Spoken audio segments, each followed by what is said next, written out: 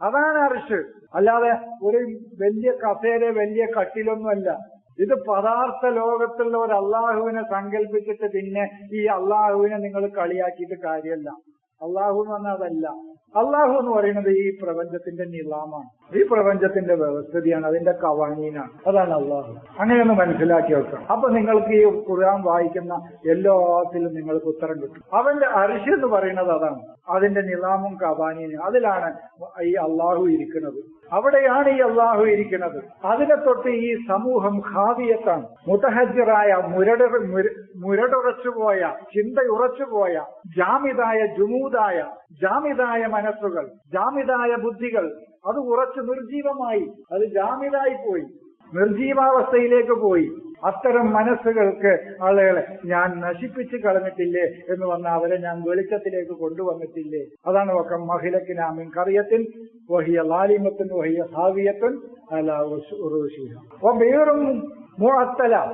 അവരുടെ ചിന്ത, അവരുടെ കാഴ്ചപ്പാടുകളൊക്കെ മുഅത്തല, പണിയെടുക്കാതിരിക്കാൻ, അല്ലാതെ ഒഴിഞ്ഞ കിണറുകൾ എന്നല്ല. അള്ളാന്റെ ദുൽമുകൾ ഭയങ്കരമായിട്ടില്ല. കിണറൊക്കെ നശിപ്പിക്കുക, ആൾക്കാർ വെള്ളം കൂടി മുട്ടിക്കുക തന്നെ. ബീറും മുഅത്തല, എത്രയെത്ര കിണറുകളെ ഞാൻ നശിപ്പിച്ചു കളഞ്ഞു.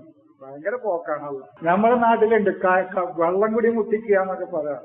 വെള്ളം തീയും മുടക്കണവര് ഭയങ്കര ക്രൂരന്മാരെന്നാ അല്ലേ? ആ അള്ളാന്റെ അടുത്തൊക്കെ അവിടുക്കാബല അള്ളാനെ കൊടുക്കണതേ. ബീറ് എന്ന് പറഞ്ഞ കിണറ്, മുഅത്തല എന്ന് പറഞ്ഞാൽ എത്രയെത്ര കിണറുകളെ ഞാൻ ഉപയോഗശൂന്യമാക്കി കളഞ്ഞു. ആൾക്കാരെ നശിപ്പിച്ചാലും പോലെ ഇനി അടുത്തൊരു തലമുറക്ക് കുടിക്കാനുള്ള കുടിവെള്ളം കൂടി മുട്ടിച്ചു ഞാനെന്നാണ് അതിന്റെ അർത്ഥം. ബീറും മുഅത്തല. ഇവന്റെ കാഴ്ചപ്പാടുകൾ മുഅത്തല എന്നാണ്. മുഅത്തലായ ഉത്തിലത്ത് എന്ന് പറഞ്ഞാൽ അവധി വെക്കാണ്. അയ്യാമുൽ ഉത്തില എന്ന് പറഞ്ഞാൽ അവധി ദിനം എന്നാണ് അല്ലേ? അറബി പഠിച്ചവന് ആരെങ്കിലും ഉണ്ടതില്. മുഅത്തലായ എന്ന് പറഞ്ഞാല് അവധി കൊടുക്കുക എന്നാണ്. നമ്മുടെ ചിന്തക്കും ബുദ്ധിക്കും പണിയില്ല എന്നർത്ഥം.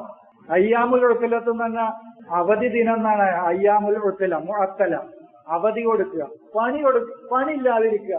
അങ്ങനത്തെ പണിയില്ലാത്ത സമൂഹങ്ങൾക്ക് ഞാൻ എത്ര നശിപ്പിച്ചു കളഞ്ഞു. അവർക്ക് പണി കൊടുത്തു പോലെ ചിന്തക്ക് തന്നെ ഉണ്ടാകും. അതാണ് ബീർ മുഅത്തല എന്നാണ്. ഓരോരുത്തർ പിന്നെ ആ ബീറിലേക്കാണ് തന്റെ ദൽവിനിടേണ്ടത്, ബക്കറ്റിനിടേണ്ടത്. യൂസഫിനെ ബീറിൽ കിട്ടും എന്ന് പറഞ്ഞില്ലേ, കിണറ്റിൽ കിട്ടും.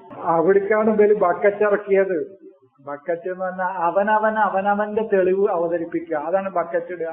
അപ്പൊ അതിലാ ദൽവഹു എന്ന് പറഞ്ഞാൽ, ദൽവ് എന്ന് പറഞ്ഞാൽ ബക്കറ്റ് എന്നല്ല. ഇപ്പൊ നമ്മുടെ ഒരു വിഷയം ചർച്ചക്ക് വെച്ചാൽ സാറ് ദൽവിടുക, ഞാൻ എന്റെ ദൽവിടുക, എന്റെ അറിവ് ഞാനിടുക. അപ്പോഴാണ് യൂസഫിനെ കിട്ടുക. അപ്പോഴേ യൂസഫിനെ കിട്ടുള്ളൂ എന്ന് പറഞ്ഞാൽ യാഥാർത്ഥ്യങ്ങൾ അന്വേഷിക്കുന്നവനാണ് യൂസഫ്. ബാഹിത്തുൽ ഹഖീഖത്താണ്. യാഥാർത്ഥ്യങ്ങൾ അന്വേഷിക്കുന്ന യൂസഫിനെ അപ്പോഴേ കിട്ടൂ.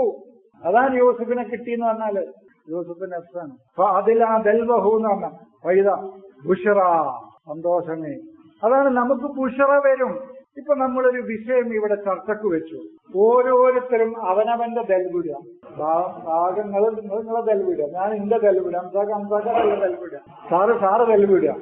അതിലാ ദൽവഹു. ഓരോരുത്തരും തന്റെ ദൽവ്, തന്റെ അറിവ്, അതാണ് ദൽവ്, അറിവാണ്.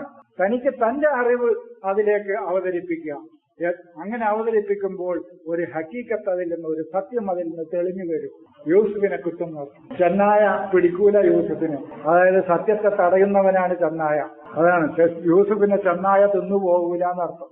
അതാ സംഗതി, അതാണ്. അത് നിങ്ങൾക്ക് പിന്നെ മനസ്സിലായിക്കോളും.